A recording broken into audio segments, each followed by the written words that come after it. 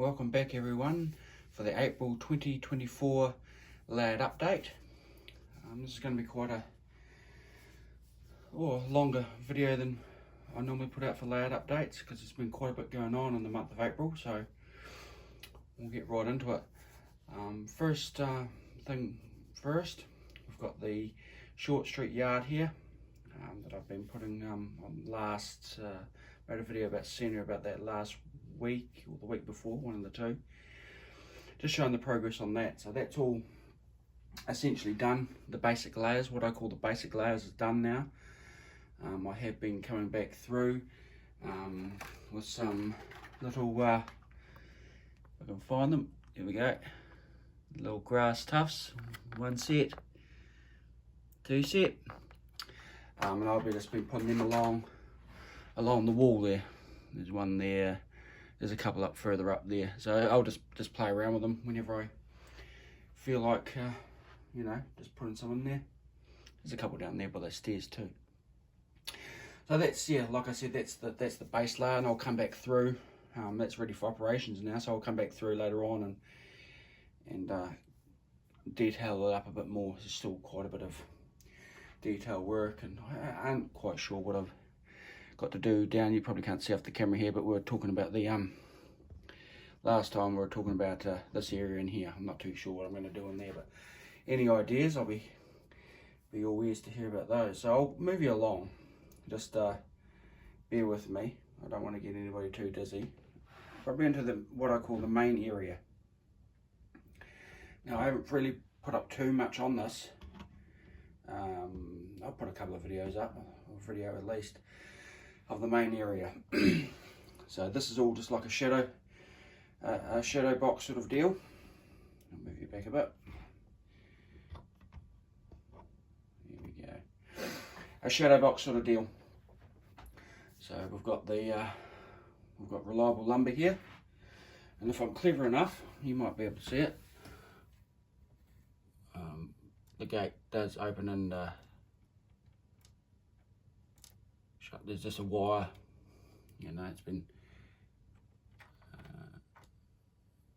just the wire goes down through the baseboard. You turn that. It's 9 times out of 10 I just hit it with the uncoupling tool. I'll turn you around a little bit more so you get actually a better view. I'm still new to this video sort of carry on, so just bear with me for a second. So you got all your little details in here, like this is all scratch built, the timber racks there, excuse me, pallet racks inside, 3D printed pallets, which brings me to another thing. I've just recently bought another set, so that's 50 cents for two, so 2 pallets I mean, so got to paint all them up, so they'll go, you'll see where they'll go eventually. So yeah, it takes 1 or 2 wagons, generally that flat car there, or that bulkhead there, and a box car. It does get a bit tight, you can't actually close the gate, but that's alright. We can manage. Around there you got Allied Chemicals, which is here. This is all, it's your wall. There's tank unloading, pike stuff building. Believe it or not, that part of the building there and that there, it's all one kit. I think it's the engine shed kit, so I just use the whole kit for two buildings. Excuse me. So that's that. It just takes two tank wagons. That depends on the size of the tank wagon, of course. This is an abandoned building. I've tried to replicate where the graffiti people come along and patch over the graffiti, so I'll put some more. I've got graffiti, those graffiti decals to put in there. An old pallet here. I've dug down, you won't be able to see it, but it's actually there's a track in there. You just see the rust of it. It looked like it was all rail served back in the day. So that's a little bit of interest. Like I'll come back along and detail this up a little bit more. This is what I call, like I said, like short street yard. This is the basic basic stuff that I do. We'll swing you around to the MPA concrete and the little back shone here with all the graffitied walls, and that's just, I think that's knock. It's just cardboard, but it's printed on cardboard, but it's embossed, so it looks 3D. Up close it does, so I've just attached that onto the wall there.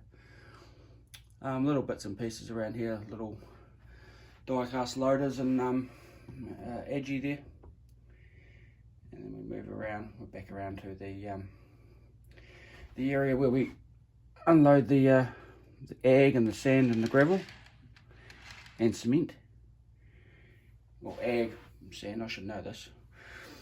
And then you've got the cement silos, and then the unloading bit, the conveyor that goes up and feeds the top bins.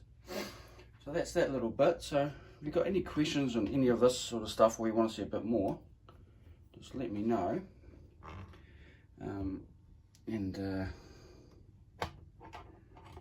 I'll try my best to do that for you. Bear with me, I just got the cord stuck around the leg. You'd think I'd have this all prepared, wouldn't you? No. Righty ho. Now we're away from the main part of the layout, what I call it, and we're over into the sort of like the workspace area, and then the Scott Street yard. So I'll start you over here first. So that's the steel supplier in there. So you've got that the roof is removable. Where am I? There. The roof is removable. You got a travelling crane in there. So it actually moves forward and back and all that sort of stuff, but I've still got a lot of work to do inside there. I've still got to do all the interior inside there. That was just another Pike Stuff building. It was like a 2-stall engine shed or something, and I modified it, and then I used the windows off the brick building beside it, you know, to make it a bit taller, make it a little bit different. I don't want it all to be all like all the same sort of thing, but you know, I'm trying to go for a certain look, so I think I'm getting somewhere there. Next we've got just an abandoned warehouse, which my thoughts were this was an old steel supply warehouse back in the day, and they didn't really take coils or anything like that, and then the new section I've just showed you with the blue bulkhead there, they sort of added that on so they can grab the coils and take it into their old factory there. So sitting up the front there, I've attached all these buildings now. They're all velcroed on, can be moved.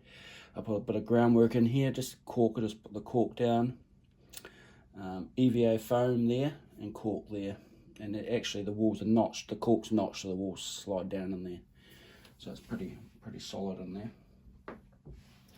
So that's still got a bit of work to do on that one, still coming up with ideas. That's where those plastic pallets are, where those rubber strips are. That's probably where that is going to go eventually.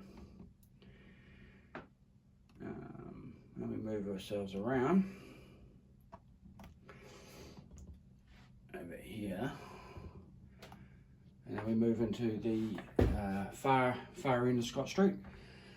I have got a new purchase over there, an Earthern grain wagon. Don't ask me what the specifications are or anything like that. It's just that, to me, it's just a grain wagon.